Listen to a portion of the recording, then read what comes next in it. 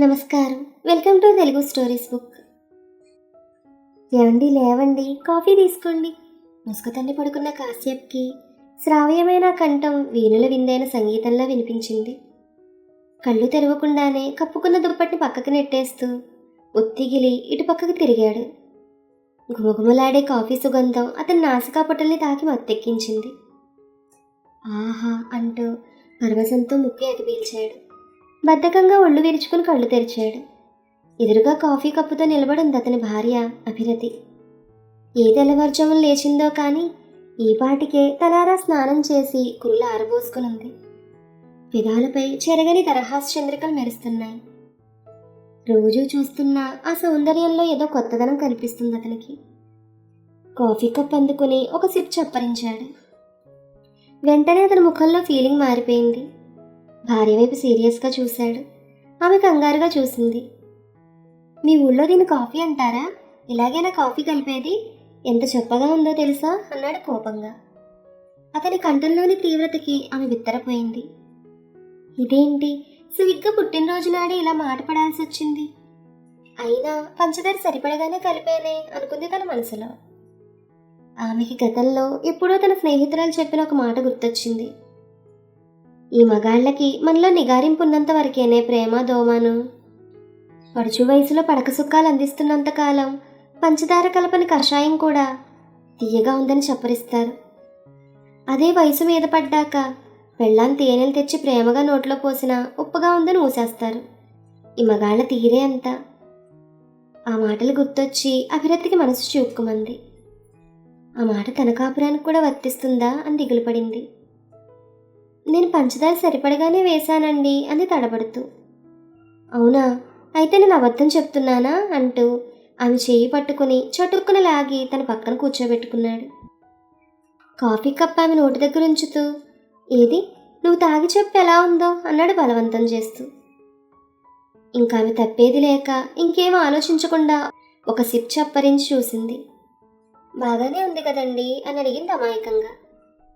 అవునా, ఇది చూడని అంటూ చటుక్కున ముఖాన్ని తన దగ్గరికి లాక్కుని తన పెదాలతో ఆ పెదాలను అందుకుని ఆమె తాగిన కాఫీ చుక్కలతో పాటు ఆమె అధరామృతాన్ని కూడా తనివి తీరా జుర్రేసుకున్నాడు. ఊహించని హఠాత్ పరిణామానికి ఆమె బిత్తరపోయింది. అతని పట్టు నుంచి విడిపించుకోలేక అలాగే ఉండిపోయింది. కాఫీలో ఏం కలపాలో నీకు తెలియకపోయినా కాఫీతో పాటు ఏం తీసుకోవాలో నాకు తెలుసు అన్నాడు ఆమెను కౌగిట్లో గట్టిగా బంధిస్తూ. సీకకాయతో తలస్నానం చేసిన కుర్రల పరిమళం అతన్ని ఆహ్లాదపరిచింది. నులువెచ్చని ఆమె శరీర లాలిత్యం అతని తన్మయత్వంలో ముంచెత్తింది. స్వర్గసుఖం అంటే ఏమిటో అతనికి ఏ రోజుకు ఆ రోజు కొత్తగా తెలుస్తున్నట్టే ఈరోజు కూడా కొత్తగా అనిపించింది. అబ్బా ఏంటండి అల్లరితనం అంది ఓ పక్క ఇష్టపడుతూనే. నేను ఇలా చూస్తుంటే నాకు ఇంకా ఇంకా చూడాలనుంది డియర్ అన్నాడు పారవస్యంగా. చాలే ఊరుకోండి, మీరు రాను రాను మరి చిన్నపిల్లాడే పోతున్నారంది. అలా అంటున్నప్పుడు ఆ ముఖంలో కొద్దిపాటి దిగులు చోటు చేసుకుంది తన వయసు గుర్తొచ్చి. మై డియర్ అభి, నేను ఎంత పెద్దోళ్ళైనా ఇప్పటికీ నువ్వు నా వైఫే కదా, నేనెందుకు ఊరుకోవాలి? Many happy returns of the day అన్నాడు అతను కౌగిట్లో ఆమెను మరింత బిగిస్తూ. దాంతో ఆమె మనసంతా సంతోషంతో నిండిపోయింది. పెళ్ళై 30 ఏళ్ళైనా భర్త ఇంకా తన పుట్టినరోజును గుర్తుపెట్టుకున్నందుకు తెగ సంబరపడిపోయింది. టీవీలో ఏదో ఆధ్యాత్మిక ప్రబోధ కార్యక్రమం నడుస్తోంది. పంచేంద్రియాలను అదుపులో పెట్టుకుంటే తప్ప జీవుడు ముక్తిని సాధించలేడంటూ స్వామీజీ కంఠం వినిపిస్తోంది. అది విన్న అతను అన్నట్టు అభి, ఆ స్వామీజీ ఎవరో టీవీలో పంచేంద్రియాలు అంటున్నాడు, అంటే ఏంటవి అని అడిగాడు. తన భర్త మనసు ఆధ్యాత్మికత వైపు మళ్ళినందుకు ఆమె ఎంతగానో సంతోషించింది. అందుకే నిటారుగా లేచి కూర్చుని ఉత్సాహంగా కళ్ళింతలు చేసుకుని చెప్పసాగింది. స్పర్శ, శబ్ద, రూప, రస, గంధాలను పంచేంద్రియాలు అంటారండి. వాటిని అదుపులో అంటూ ఆమె చెప్తుండగానే, అదెక్కడ వీలవుతుంది అభి? నీలాంటి అందగతి పెళ్ళంగా ఉంటే ఇప్పుడు చూడు, నీ పిలుపుతో ఇలా నిద్రలేచానో లేదో అప్పుడే పంచేంద్రియాలు 5 మూకుమ్మడిగా నన్ను ముట్టడించాయి. భర్త మాటలకు అభిరతి అయోమయంగా చూసింది. భర్త చెప్తున్నది ఏంటో ఆమెకు అర్థం కాలేదు. అర్థం కాలేదా? శబ్ద, నిద్రలో ఉన్న నాకు నీ పిలుపు చెవులకు విందు చేసింది. గంధ, కళ్ళింకా తెరవకముందే నీ కాఫీ సుగంధం నాసికా పుటల్ని మత్తెక్కించింది. మత్తెక్కించే నీ కుర్ల పరిమళం మరింత ఉక్కిరిబిక్కిరి చేసింది. రూప, కళ్ళు తెరవగానే చిరునవ్వుతో అందంతో మతిపోగొట్టావు. రస, పెదాలతో గ్రోలిన్ని అధరామృతం నా జిహ్వను అదరగొట్టేసింది.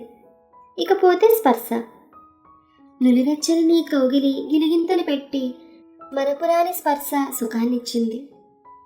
పరిస్థితిలా ఉంటే ఇక నాకు ఆధ్యాత్మికత ఎక్కడబ్బుతుంది? అందుకే ఆ టీవీ కట్టేసిలారా, కాసేపు కబుర్లు ఆడుకుందాం అన్నాడు చిలిపిగా కన్ను కొడుతూ. దాంతో ఆమె సిక్కుల మొగ్గ అయింది.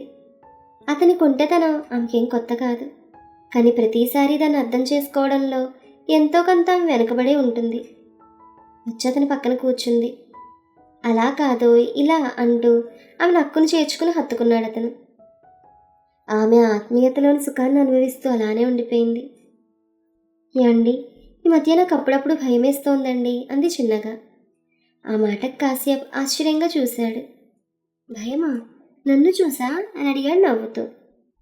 కాదు, మీరు నా మీద చూపిస్తున్న ప్రేమను చూసి. అదంతా నటనేమో అన్న భయం ఈ మధ్య నన్ను పట్టి పీడిస్తోందంది. నటన?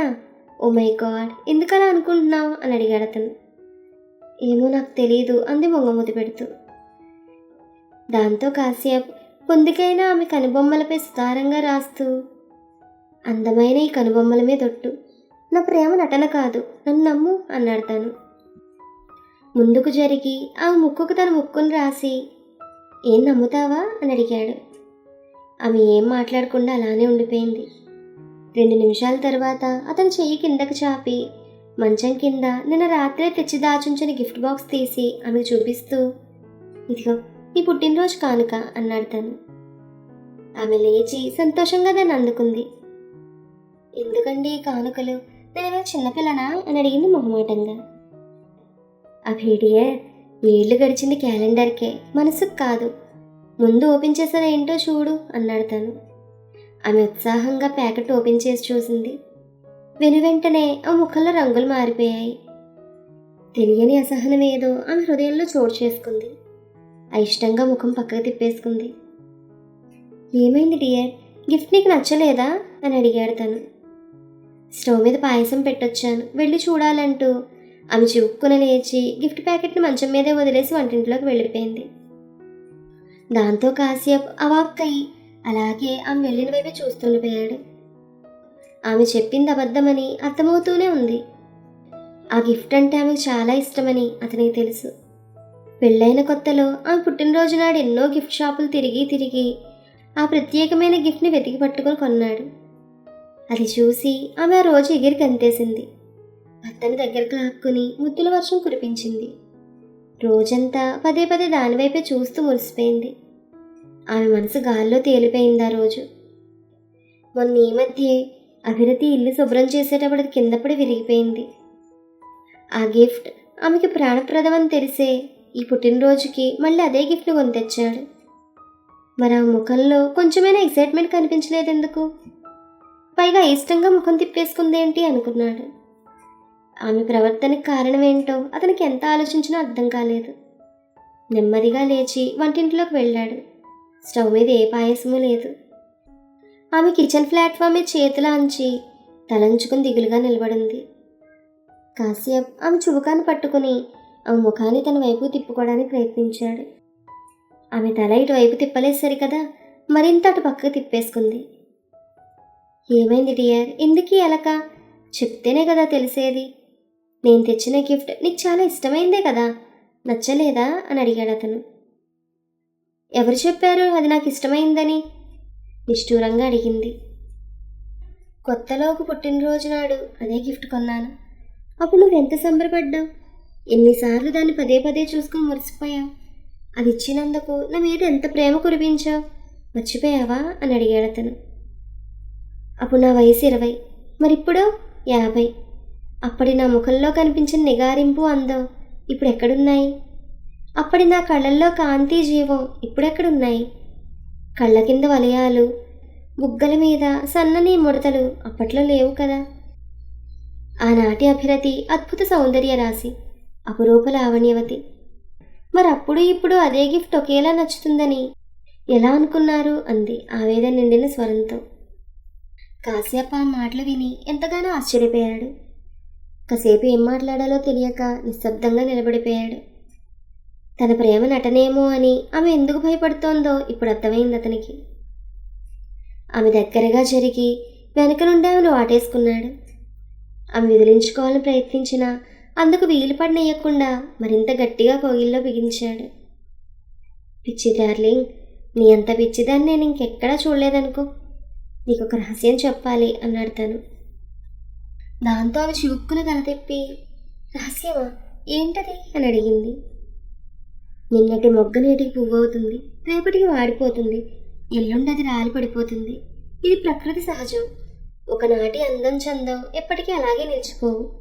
వయసుతో వచ్చే మార్పుని మనసుతో అంగీకరించాలి, లేకపోతే ఫ్రస్ట్రేషన్ తప్పదన్నాడు ఆమె చెవిలో మాతవంగా.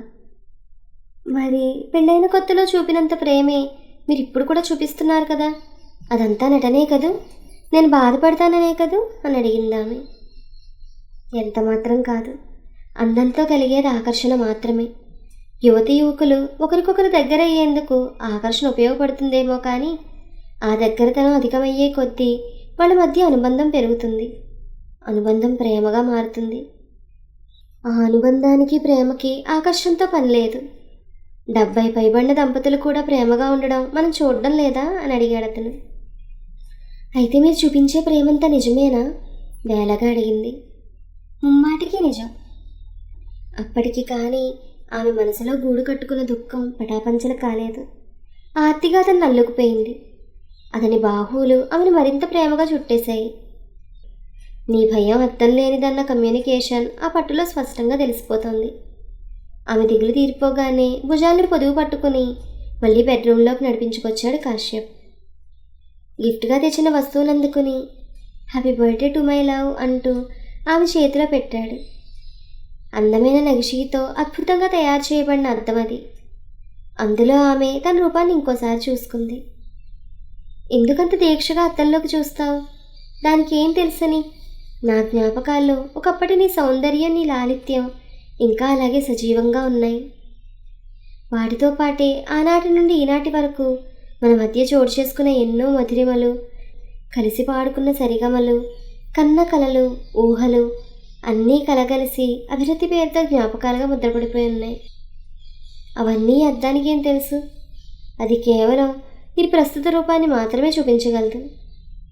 నువ్వు నిజంగా చూడాలనుకుంటే నా కళ్ళల్లో కళ్ళు పెట్టాలి, నా హృదయంలోకి తొంగి చూడాలన్నాడు అతను. దాంతో ఆమె తలెత్తి అతని కళ్ళలోకి ఆరాధనగా చూసింది.